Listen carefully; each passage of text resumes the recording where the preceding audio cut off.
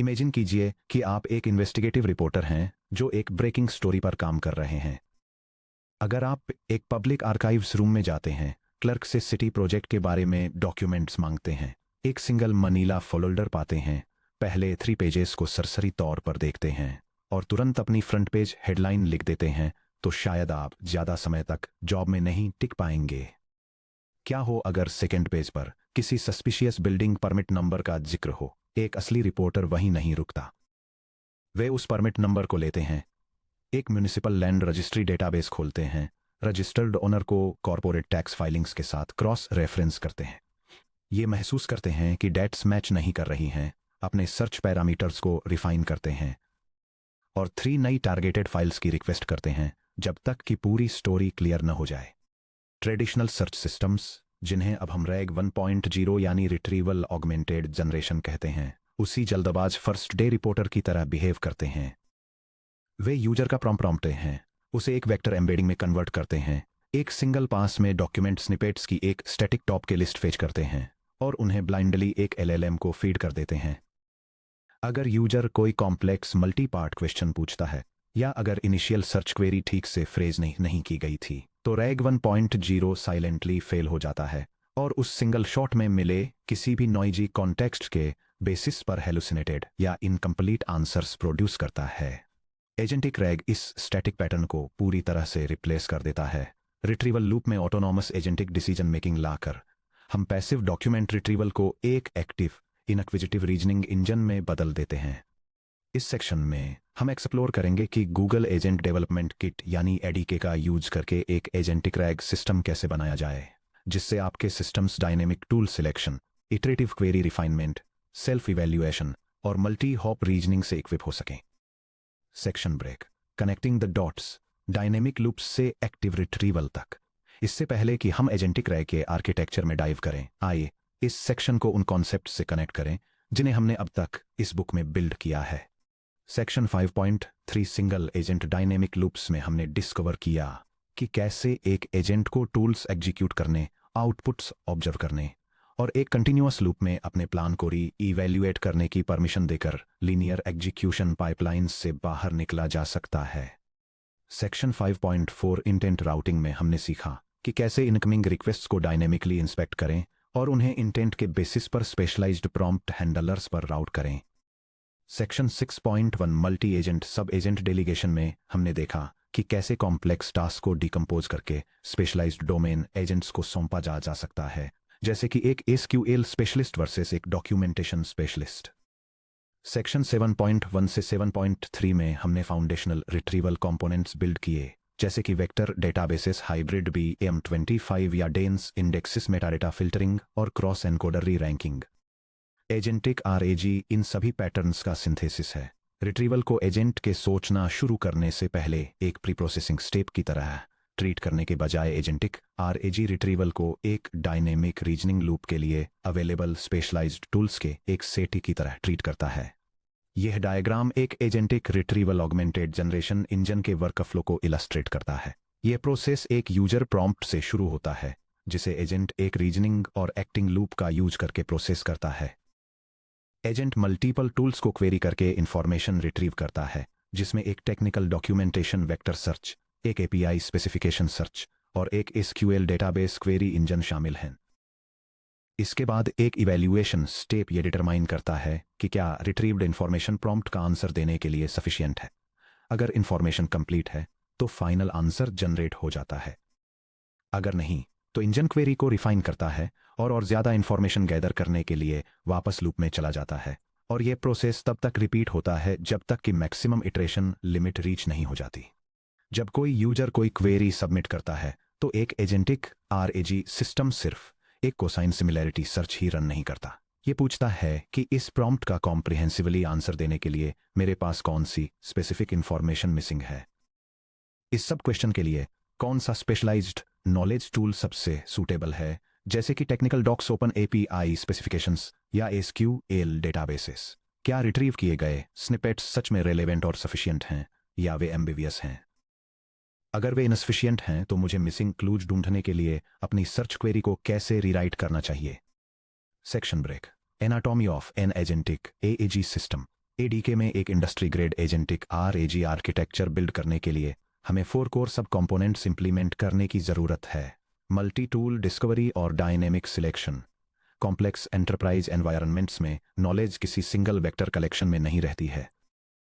Product guides एक vector store में रहते हैं, API endpoints open API specs में रहते हैं और सिस्टम ऑपरेशनल मैट्रिक्स एक रिलेशनल डेटाबेस या टाइम सीरीज स्टोर में रहते हैं। एक एजेंटिक आरएजी सिस्टम एक इंटेंट राउटर की तरह काम करता है जो यूजर के प्रॉम्प्ट को टूल डिस्क्रिप्शन के साथ इवैल्यूएट करता है ताकि ज़रूरत के हिसाब से सही टूल या टूल्स का कॉम्बिनेशन सिलेक्ट किया जा सके। Multi hop reasoning. मान लीजिए एक प्रॉम्प्ट है, जैसे कि हमारे मोबाइल पेमेंट गेटवे सर्विस द्वारा यूज किए जाने वाले एपीआई एंडपॉइंट की रेट लिमिट क्या है। एक सिंगल शॉर्ट सर्च शायद फेल हो जाएगी क्योंकि किसी भी एक डॉक्यूमेंट में ये सारे एंटिटीज एक साथ नहीं होते हैं। एक agentic system multi hop search perform करता है। Hop 1 service registry vector store में सर्च करें ताकि यह पता चल सके कि मोबाइल पेमेंट गेटवे सर्विस किस एपीआई एंड पॉइंट को कॉल करती है, जैसे कि /v2/transaction/charge। हॉप 2/v2/transactions/charge के लिए एपीआई स्पेक लुकअप टूल को क्वेरी करें ताकि उसकी स्पेसिफिक रेट लिमिट पॉलिसी का पता लगाया जा सके। इटरेटिव सेल्फ इवैल्यूएशन और क्वेरी रिफाइनमेंट। वोकेबुलरी मिसमैच या बहुत ज़्यादा अदाब्योड यूजर फ्रेजिंग की वजह से रिट्रीवल टूल्स अक्सर लो क्वालिटी या इरेलेवेंट चंक्स रिटर्न करते हैं।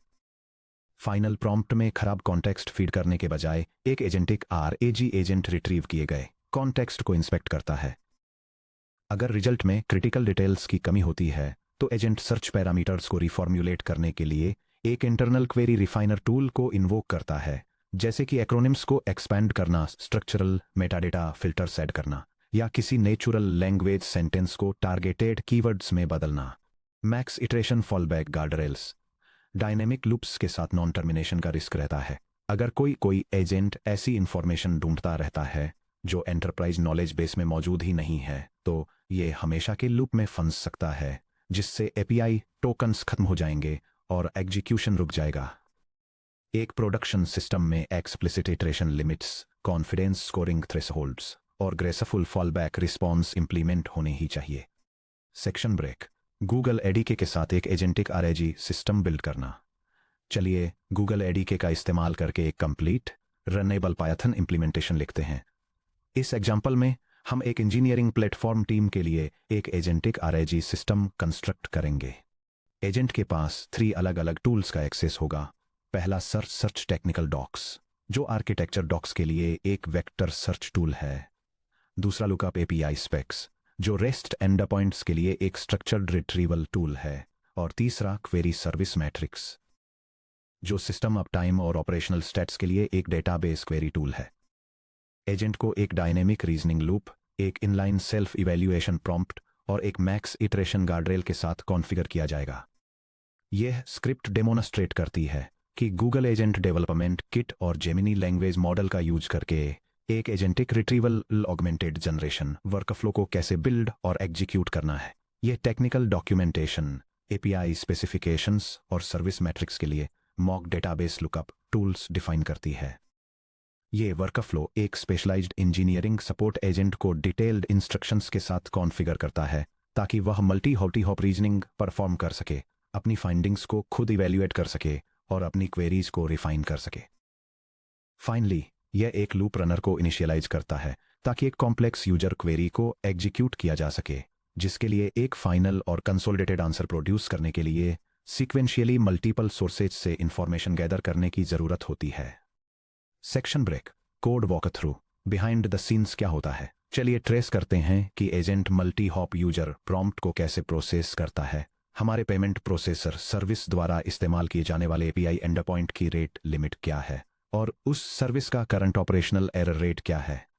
यह टेक्स्ट एक यूजर क्वेरी को रिजॉल्व करने वाले ऑटोनोमस एजेंट के step by step decision making process को आउटलाइन करता है। सबसे पहले एजेंट करेक्ट माइक्रो सर्विस और एंडपॉइंट को आइडेंटिफाई करने के लिए डॉक्यूमेंटेशन सर्च करता है। इसके बाद यह इवैल्यूएट करता है कि कौन सी इंफॉर्मेशन अभी भी मिसिंग है और एपीआई स्पेसिफिकेशंस और सिस्टम परफॉर्मेंस मैट्रिक्स को रिट्रीव करने के लिए एडिशनल टूल्स को कॉल करता है। फाइनली एक बार जब सारा नेसेसरी डेटा गैदर हो जाता है तो एजेंट लूप को कंप्लीट करता है और फाइनल रिस्पॉन्स को कंपाइल करता है। अगर टर्न 1 में सर्च टेक्निकल डॉक्स ने कोई रिजल्ट रिटर्न नहीं किया होता तो एजेंट का इवैल्यूएशन स्टेप रिट्रीवल फेलियर को पहचान लेता। तुरंत हार मानने या एक जेनेरिक एरर रिटर्न करने के बजाय यह एक क्वेरी रिफाइनमेंट स्ट्रेटेजी को इन्वोक करता और दूसरी अटेम्प्ट करने से पहले सर्च को पेमेंट माइक्रो सर्विस या चेकआउट पेमेंट में रिफ्रेज करता। Section break. एजेंटिक आरएजी में core engineering patterns. Robust agentic RAG pipelines build करने के लिए 3 क्रूशियल प्रोडक्शन इंजीनियरिंग पैटर्न्स में मास्टर होना जरूरी है। बिना ब्लोट के कॉन्टेक्स्ट एक्यूमुलेशन को मैनेज करना। एक multi turn iterative search loop में हर टूल रिक्वेस्ट और रिस्पॉन्स एजेंट के कॉन्टेक्स्ट विंडो में अपेंड हो जाता है। अगर आपका एजेंट 4 सर्च इटरेशंस एग्जीक्यूट करता है और बड़े टेक्स्ट ब्लॉक्स वापस खींचता है तो कॉन्टेक्स्ट विंडो नॉइजी और इरेलेवेंट डेटा से जल्दी ही क्लटर्ड हो सकती है।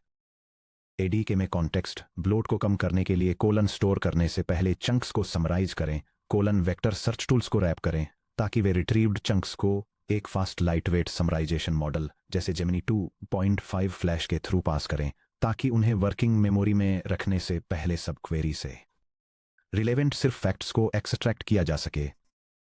स्टेल टूल आउटपुट्स को प्रून करें, कोलन एक रोलिंग मेमोरी स्टेट मेंटेन करें जहां सुपरसीडेड सर्च आउटपुट्स को प्रून कर दिया जाता है जिससे वर्किंग कॉन्टेक्स्ट में केवल वैलिडेटेड फैक्चुअल क्लेम्स ही बचते हैं। Hashtag 2.query रिफॉर्मुलेशन strategies. जब इनिशियल रिट्रीवल से इनसफिशिएंट रिजल्ट्स मिलते हैं तो सिंपल कीवर्ड रिपीटेशन से शायद ही कभी मदद मिलती है।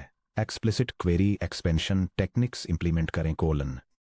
यह table common query failure modes, उनके रूट कॉजेस और रिफॉर्मुलेशन स्ट्रेटेजीज को आउटलाइन करती है। फर्स्ट 0 हिट्स के फेलियर मोड के लिए रूट कॉज आमतौर पर एक टर्मिनोलॉजी मिसमैच होता है, जैसे कि जब कोई यूजर बिलिंग सर्च करता है लेकिन डॉक्यूमेंटेशन में इनवॉइसिंग यूज किया गया होता है। रिकमेंडेड स्ट्रेटेजी सिनोनिम और एक्रोनिम एक्सपेंशन है जो डोमेन स्पेसिफिक टर्मिनोलॉजी का यूज करके क्वेरी को रीजेनरेट करने के लिए एक लार्ज लैंग्वेज मॉडल का यूज करती है। सेकंड, जब रिजल्ट्स टू ब्रॉड या इररिलेवेंट होते हैं तो यह अक्सर एरर रेट्स जैसे एम्बिग्यूअस प्रॉम्प्ट के कारण होता है। इसे टारगेटेड फिल्टर्स ऐड करने के लिए मेटाडेटा कंस्ट्रेंट इंजेक्शन का यूज करके रिजॉल्व किया जा सकता है। फॉर एग्जाम्पल, सर्विस को पेमेंट और लॉग लेवल को एरर पर सेट करके। फाइनली, एक मल्टी पार्ट फेलियर तब होता है जब एक क्वेरी में मल्टीपल नेस्टेड क्वेश्चंस होते हैं। यहां स्ट्रेटेजी सब क्वेरी डिकम्पोजिशन है जो सिंगल क्वेरी को एनाटॉमिक सब क्वेरीज में स्प्लिट करती है और उन्हें सीक्वेंस में एग्जीक्यूट करती है। हैशटैग 3 ग्रेसफुल फॉलबैक्स और सर्किट ब्रेकर्स। किसी भी रिट्रीवल सिस्टम के पास हर सवाल का जवाब नहीं होता है। जब इंफॉर्मेशन मिसिंग होती है तो एक unbounded dynamic loop, infinite execution loops या हेलुसिनेट टूल आर्गुमेंट्स की तरफ ले जा सकता है। फॉलोइंग सेफगार्ड्स इंप्लीमेंट करें कोलन इटरेशंस पर हार्ड लिमिट्स कोलन। हमेशा अपने लूपरनर या स्टेप कंट्रोलर को एक स्ट्रिक्ट मैक्सिमम बाउंड के साथ इनिशियलाइज करें, मैक्स इटरेशंस इक्वल टू 3 या 5।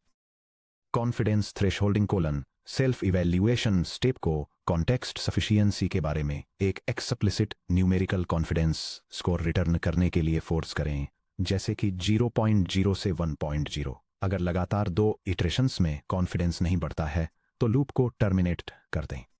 Structured partial answers colon missing data के कारण टर्मिनेट करते सिस्टम को नॉन वर्सेस मिसिंग फैक्ट्स के एक डिमार्केशन के साथ रिस्पॉन्ड करने के लिए इंस्ट्रक्ट करें कोलन। अवेलेबल टेक्निकल डॉक्यूमेंटेशन के बेसिस पर पेमेंट गेटवे सर्विस एंडपॉइंट और V3 और पेमेंट्स और चार्ज का यूज करती है। हालांकि इंटरनल मीट्रिक डेटाबेसेज करंटली इस एनवायरनमेंट के लिए एरर रेट्स रिपोर्ट नहीं करते हैं। प्लीज डायरेक्टली डेवऑप्स डैशबोर्ड को कंसल्ट करें। सेक्शन ब्रेक, समरी और व्हाट्स नेक्स्ट। एजेंटिक आरएजी इस बात में एक मेजर शिफ्ट मार्क करता है कि आई सिस्टम्स एंटरप्राइज नॉलेज बेसेज के साथ कैसे इंटरेक्ट करते हैं colon. Rag 1.0 passive single shot rigid था और जब भी इसके सामने कॉम्प्लेक्स मल्टी हॉप क्वेरीज आती थी तो इसके फेल होने के चांसेस काफी ज्यादा होते थे। दूसरी तरफ agentic rag active multi shot self correcting है और ये इंटेंट के हिसाब से डायनेमिकली स्पेशलाइज्ड रिट्रीवल टूल्स को सिलेक्ट करने में पूरी तरह कैपेबल है। गूगल एडीके के डायनेमिक रीजनिंग लूप्स को multi tool capabilities, self evaluation steps और गार्डरेल्स के साथ कंबाइन करके हम स्टैटिक वेक्टर स्टोर्स को एक्टिव रीजनिंग इंजन्स में कन्वर्ट कर देते हैं। हालांकि एंटरप्राइज नॉलेज और एक्शंस सिर्फ इंटरनल वेक्टर डेटाबेसेज या लोकल पायथन फंक्शंस में ही नहीं रहते हैं। मॉडर्न डिस्ट्रीब्यूटेड सिस्टम्स में टूल्स और services cloud boundaries, third party platforms और सिक्योर एपीआईज पर फैले होते हैं। चैप्टर 8 में हम मॉडल कॉन्टेक्स्ट प्रोटोकॉल यानी एमसीपी को एक्सप्लोर करके अपनी एजेंटिक कैपेबिलिटीज को नेक्स्ट लेवल पर ले जाएंगे, जहां हम सीखेंगे कि स्टैंडर्डाइज्ड और सिक्योर क्लाइंट सर्वर प्रोटोकॉल्स के जरिए एडीके एजेंट्स को एक्सटर्नल टूल्स और डेटाबेसेस से कैसे कनेक्ट किया जाए।